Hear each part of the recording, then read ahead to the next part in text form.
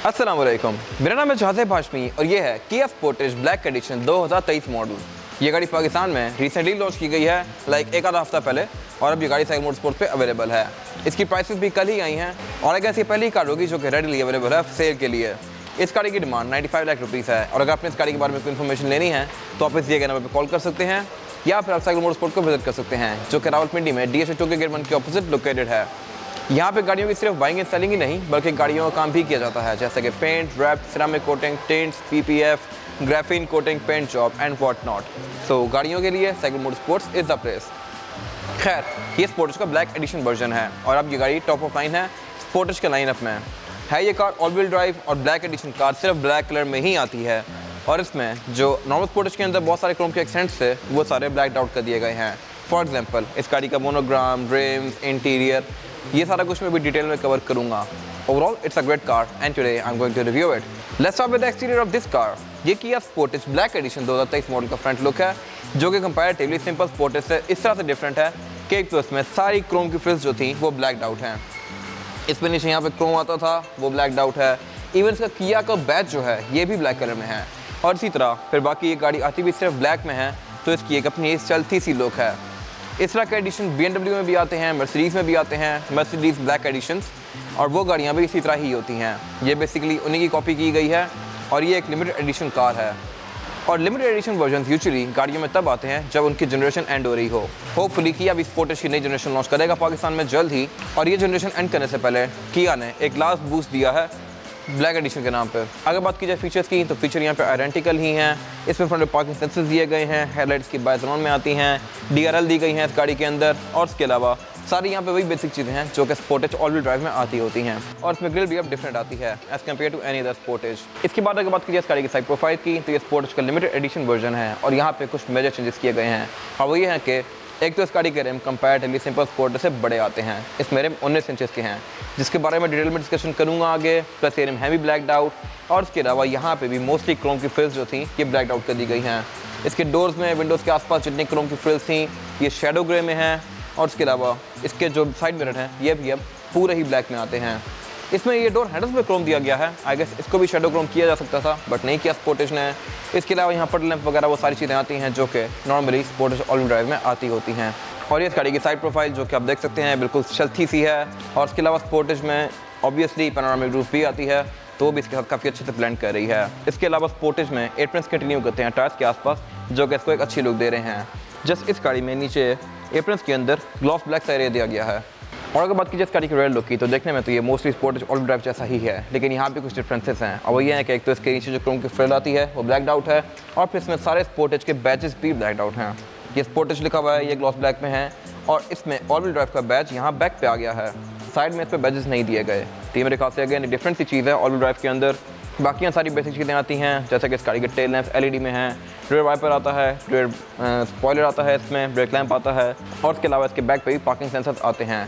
इसके लेफ्ट पे जो ये लाइट है ये रिवर्स की है और राइट पर लाइट इसकी रेयर फॉग आती है।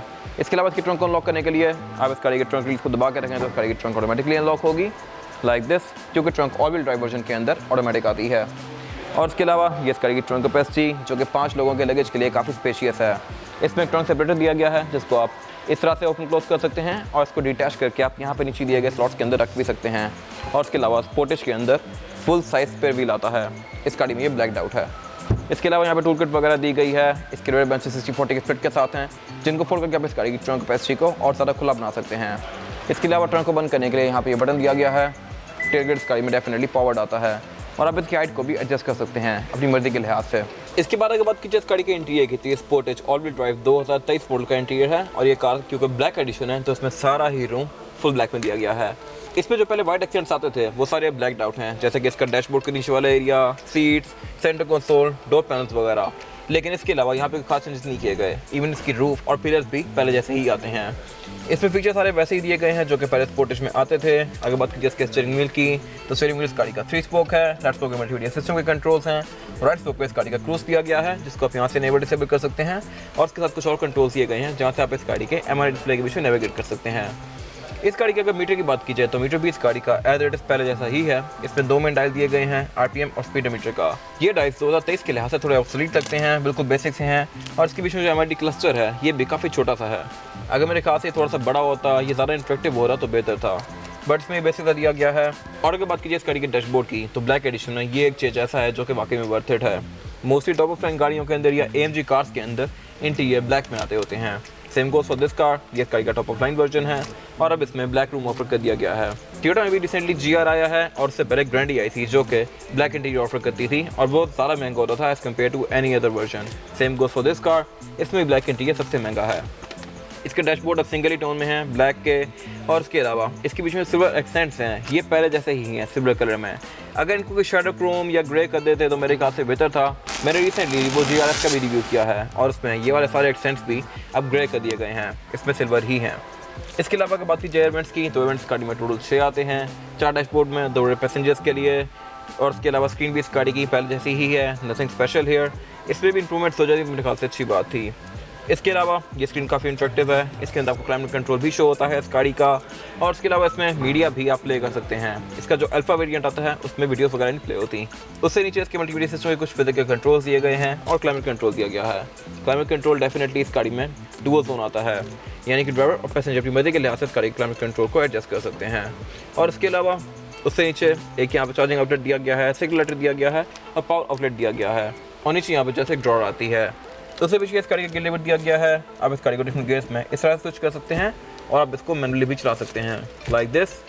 लेकिन स्पोर्टेज में पेडल शिफ्टर्स नहीं आते, जो कि तो मेरे ख्याल से अच्छी बात थी, इसके किसी भी वेरिएंट पे नहीं आते। उसके बाद 2 कप होल्डर्स दिए गए हैं और पीछे यहाँ पे कुछ और फीचर्स दिए गए हैं जो कि ऑल व्हील ड्राइव के अंदर आते थे, जैसे कि पार्किंग सेंसर्स का। इसमें पार्किंग सेंसर्स भी दिए गए हैं फ्रंट और बैक दोनों पे। और फिर इस गाड़ी की इलेक्ट्रॉनिक पार्किंग ब्रेक दी गई है यहाँ पे। इसके साथ यहाँ पे ड्राइव मोड सेलेक्ट दिया गया है। इस गाड़ी में 3 ड्राइव मोड्स आते हैं, नॉर्मल, इको और स्पोर्ट। फिर डिफरेंशियल लॉकिंग दिया गया है और डाउन एसिस्ट कंट्रोल दिया गया है। ये वाली फीचर्स सिर्फ ऑल व्हील ड्राइव में आते हैं। उससे पीछे सेंटर कंसोल दिया गया है जो कि डेफिनेटली इस गाड़ी में ब्लैक कलर में है और इसकी कैपेसिटी भी अच्छी खासी है, आप यहाँ पे काफ़ी सारा सामान रख सकते हैं। अगर बात की जाए गाड़ी की सीट्स की तो ये सीट्स परफोरेटेड हैं और डेफिनेटली ऑल ब्लैक वर्जन के अंदर ये ब्लैक में ही हैं और ये पूरी ही लेदर की फिनिश में है। इसके बाद अगर बात की जाए इस गाड़ी के डोर पैनल्स की तो डोर पैनल पहले इस गाड़ी में डुअल टोन में आते थे, अब ये सिंगल ही टोन में है, यानी कि पूरे ही ब्लैक में।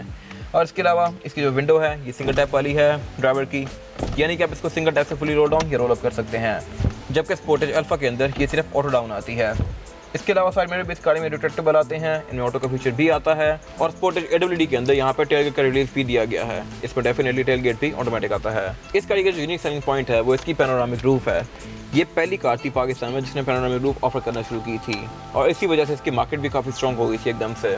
इसको आप यहाँ से ओपन या क्लोज कर सकते हैं। बाकी यहाँ पे इसके LED लाइट्स दी गई हैं केबिन की और इसमें वेंटी मिरर के अंदर भी लाइट्स आती हैं, जो कि मेरे ख्याल से एक अच्छी चीज़ है। इसके अलावा यहाँ पे इसका जो रेडियो मिरर है ये ऑटो डिमिंग वाला है। उसकी विंडशील्ड का ऊपर वाला एरिया ये ब्लू कलर में है जो कि एज अ सनशेड काम करता है। इसके अलावा यहाँ पे कुछ खास है नहीं। इसके बाद अगर बात की जाए इस गाड़ी में रेयर पैसेंजर की सीटिंग कैपेसिटी की तो ये बैक पे बहुत सारा स्पेशियस है एज कम्पेयर टू ग्रैंडी या सिविक। ये गाड़ी टोटल वैल्यू टू मनी है और बैक पे यहाँ पे रेयर पैसेंजर का रूम भी काफ़ी ज़्यादा स्पेशियस है। मेरे पास यहाँ पे लेग रूम का भी कोई इशू नहीं है और हेड रूम का भी। डेफिनेटली ये गाड़ी एक कॉम्पैक्ट SUV है तो उसमें हेडरूम का किसी को कोई इशू नहीं होने वाला।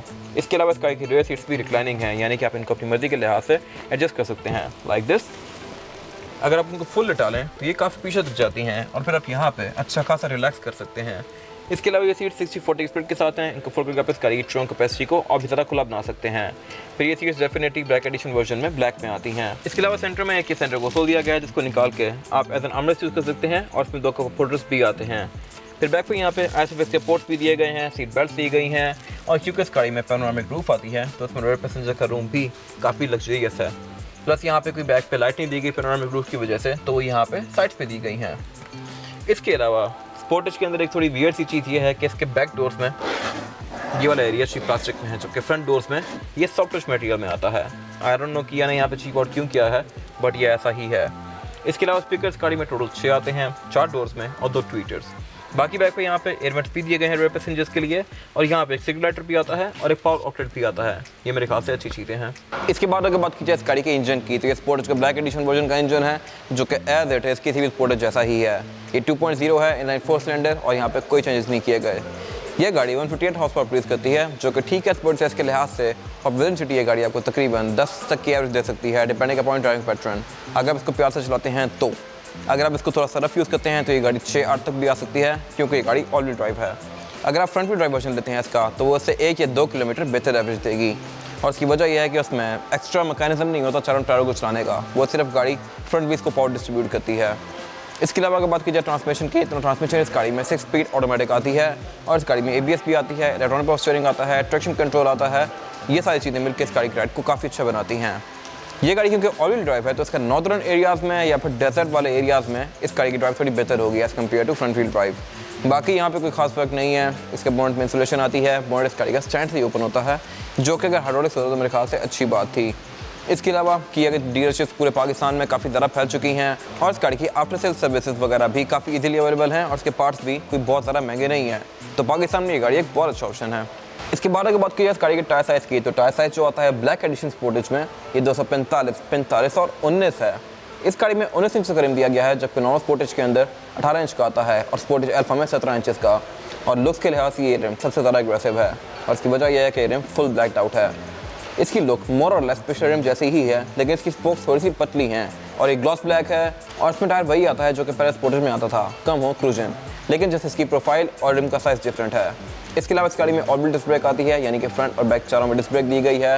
ये गाड़ी है भी ऑल व्हील ड्राइव, और इसमें ABS भी आती है और ट्रैक्शन कंट्रोल भी। ये सारी चीज़ें मिलकर इस गाड़ी की राइड को अच्छा बनाती हैं। इसके टायर के आगे एक डक्ट दिया गया है। इसके फ्रंट बम्पर से हवा एंटर होकर बैक से यहाँ से बाहर होती है, जो कि इसके एरोडायनामिक्स को बेहतर बनाता है।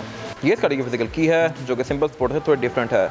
इसके साइड पे लॉक अनलॉक और ट्रंक रिलीज दिया गया है, और फ्रंट पे ये ब्लैंक ही है, जो किया का लोगो दिया हुआ है, और एक स्मार्ट एंट्री वाली है, यानी कि आप इसको पास लेके जाएंगे तो गाड़ी अनलॉक हो जाएगी।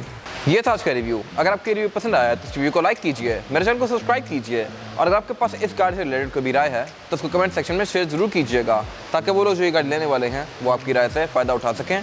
अपना ख्याल रखिएगा। Thank you.